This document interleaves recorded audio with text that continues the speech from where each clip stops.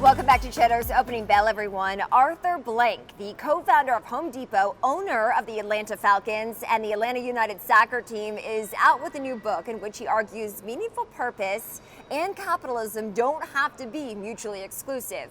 Good Company highlights Blank's journey as an entrepreneur and philanthropist, as well as his view that profit should not be a business's number one priority. Joining me now is Arthur Blank, author of this book, Good Company. Arthur, it's great to have you with me today. How are you convinced, your decades of experience in business, that you can get the best of both worlds? Well, it's interesting, Kristen, because when I left HD, the Home Depot, I'd been there 23 years and left in 2001, had an opportunity to buy the Atlanta Falcons, subsequently start a franchise, Atlanta United, which has set all kinds of attendance records in the history of MLS. We own the PGA Tour Superstores, which is the largest golf specialty store in America today, largest chain. A couple of guest ranches in Montana, obviously a foundation as well.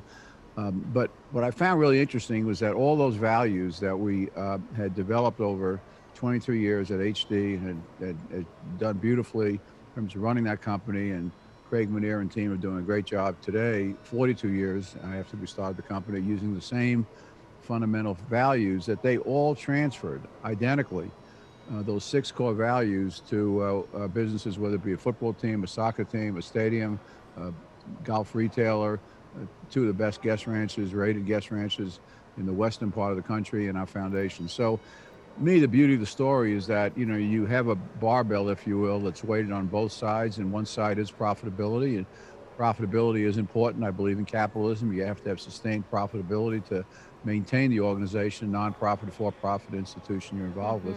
But on the other hand, you know, our fans, our guests, our customers, our associates, and our communities today are asking us to have a deeper purpose than just, quote, making money, if you will.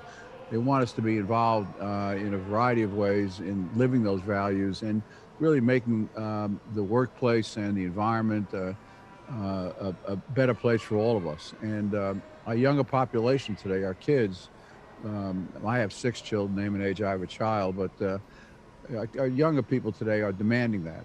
We see that in universities across the country. A good example is at Yale University, where Dr. Santos is a professor of psychology. She offered a lab on what makes people happy, if you will. First year was 30, 40 students. After that, it's grown. The last 2 years, it's a quarter of the student body have signed up for that class at Yale University. University is 205 years old. And that shows you the thirst, and other programs like that, the thirst that young people are reaching for today. It's not just about, you know, a career, not just about making a buck, and not just about, you know, all of those things we traditionally think about, but how do I live with purpose? How do I have purpose beyond myself? Let's talk more. And that's what this book really talks to. So let's talk more about purpose, Arthur. As the owner of the Atlanta Falcons, you've stood alongside your players, locking arms in solidarity with their fight against racial injustice. Right. What did you make of the displays Sunday when they took a knee with the Seahawks on the field? Well, I think, I think it's incredibly important that we support our players. These young men, both historically and for themselves personally, for their families, for their siblings, have lived through the last 400 years of versions of these issues, and we've made progress. I've had recent conversations with Andy Young, my close friend John Lewis, before he passed, and they both said the same thing to me separately, was that, you know, we've made great progress, and that's wonderful to celebrate that. On the other hand, we have a lot of issues ahead of us. We need a heightened sense of urgency. We need to move forward, but we need to do it and do it in a peaceful way and support peaceful protest. And, you know, as John Lewis said, the most important form of protest that we all can demonstrate is by voting. So, we've done a lot of work in that regard. The league has done a lot of work in that regard. Our club has done a lot of work in that regard, and players have as well. So I would encourage everybody to get out and vote. Whichever party you vote for, vote. Arthur, there is the expectation that fans could potentially return to the stadium to see the Falcons play, perhaps within the next few weeks. Would you feel comfortable doing that? Do you think that that's the right call? Well, I think it was the right call to not have fans during the month of September. We had several soccer matches, and we had obviously one football game. We'll have a second one coming up during that period of time, and then we'll assess where we are. We have the ability to open up now if we chose to, based on the state regulations. On the other hand, we want to make sure we're in tune to listening to the scientists and all the medical advisors at CDC that operate in this community and really throughout the country. We don't want to interpret for them.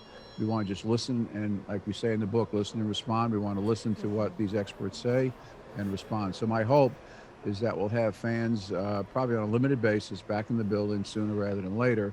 We'll have to see how the trends develop here in Georgia, but so far they're looking fairly good. They're moving in the right direction. Okay, quickly, you founded Home Depot back in the 1970s, Arthur, decades ago. It has been one of the best performing stocks in the wake of the pandemic. People trying to spruce up their homes with some DIY projects. Are you bullish on Home Depot going ahead? I am, Kristen. I'm probably a little bit biased because I consider the Home Depot my seventh child. But they're being run. Number one, the environment, the economy is ragingly strong. It does very well. When the economy dips a little bit, people stay in their homes. They focus on projects around the homes, try to live through the life cycle events they're going through, et cetera. So and I think the company is still based on the same set of values which we described in quite a few details, stories, examples, history. And I think it's positioned as well now as it's ever been in the future. I sometimes tease my partner, Bernie Marcus, that I'm not sure the two of us could run the company today. It's much more complex. And he would say, oh, sure we could. But Craig Manier and his team are doing just a fabulous job in running the company today. Arthur, any DIY projects that you picked up during the pandemic?